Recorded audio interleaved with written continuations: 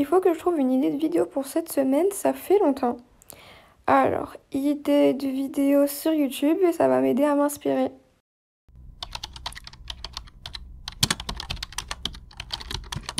One eternity later. Bon, là ça fait plus d'1 heure, j'ai toujours pas trouvé d'idée, je suis pas inspirée, je sais pas pourquoi. Oh, non, mais j'ai trouvé en fait. C'est parti.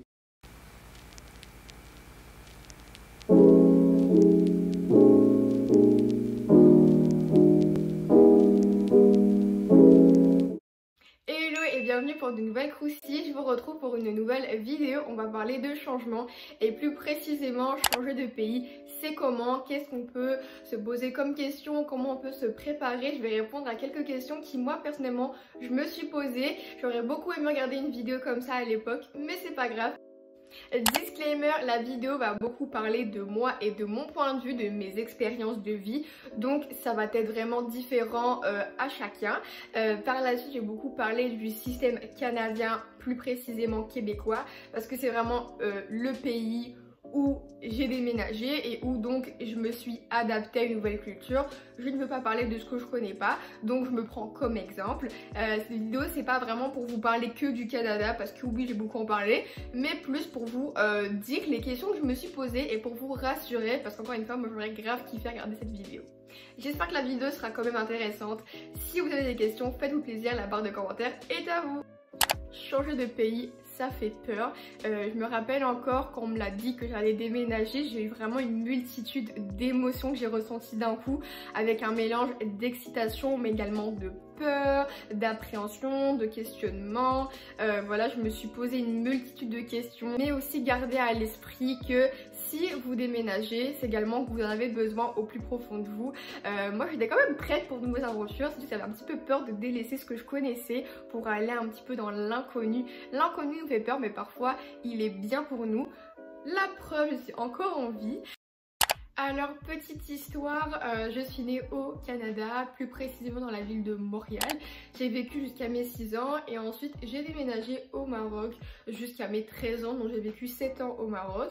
Et par la suite, on m'a dit qu'on allait redéménager, mais au Québec cette fois-ci, qui est un petit peu plus loin de Montréal, donc à environ 2h30 de route, pour recommencer, on va dire, à zéro, pour de nouvelles aventures. Donc moi, comment est-ce que j'ai finalement réussi à m'adapter de mes 13 ans à mes 18 ans? Parce que quand je suis allée au Maroc, j'ai découvert ma culture, ma famille, la langue. Quand j'avais 6 ans, c'était pas vraiment très perturbant pour moi parce que voilà, j'étais encore jeune et je l'ai comme assimilé, on va dire, avec le temps. Mais une fois que je suis adolescente, comment justement j'ai vécu la situation. La première question, ça va toucher sur le sujet des amis. Alors les personnes que j'allais quitter vs les nouvelles rencontres. Premièrement, voilà, les personnes qu'on va quitter, qu'on le veuille ou non, on va perdre contact avec beaucoup de ces personnes que vous côtoyez tous les jours à l'école. Mais au moment aujourd'hui, on a les réseaux sociaux. Je pense que sans vous mentir, je parle à environ 10-5 personnes assez régulièrement de toutes ces personnes que j'ai connues. Ça fait partie de la vie, il faut l'accepter. C'est tout à fait normal, il faut avancer dans la vie et donc c'est triste à dire mais vous allez perdre contact. Mais comme j'ai dit, vous allez vous faire des nouvelles rencontres et moi quand je suis venue au Québec, j'avais beaucoup d'appréhension sur ce sujet justement. Je me demandais si les gens allaient m'accepter pour ma culture, ma religion, ma différence, ce genre de choses. Alors, je pense pas que je serai la première personne à vous le dire, le Canada est un pays très accueillant, très chaleureux. Il y a beaucoup de personnes qui m'ont mis bien dès le début, beaucoup de personnes qui sont venues vers moi me poser des questions, est-ce que j'étais française, est-ce que j'étais belge, voulaient un petit peu connaître mon histoire. Ils étaient très curieux, mais moi j'adore parler, donc franchement ça me faisait plaisir. Voilà, et petit à petit en fait j'ai commencé à me faire des connaissances, des amis, on commence à se suivre sur les réseaux sociaux, ce genre de choses. Moi au début je suis quelqu'un qui regarde beaucoup, je suis une très grande observatrice, on dirait que je suis timide mais pas du tout, c'est juste en fait que pour m'adapter j'avais besoin de comprendre mon environnement et je pense que c'est super crucial quand vous allez changer d'environnement de pas en fait parler, juste de regarder comment les gens interagissent l'un avec l'autre, comment les professeurs également réagissent, fonctionnent, juste pour comprendre le nouveau système tout simplement, et pour mieux s'intégrer. Justement, en parlant d'école, je vous ai fait une vidéo il y a presque 2 ans maintenant, je mets dans le petit i juste ici, où je parlais de la différence entre le système scolaire québécois vs français. Donc, je vais pas vraiment parler de ça aujourd'hui, mais plus de comment je me suis intégrée dans le système.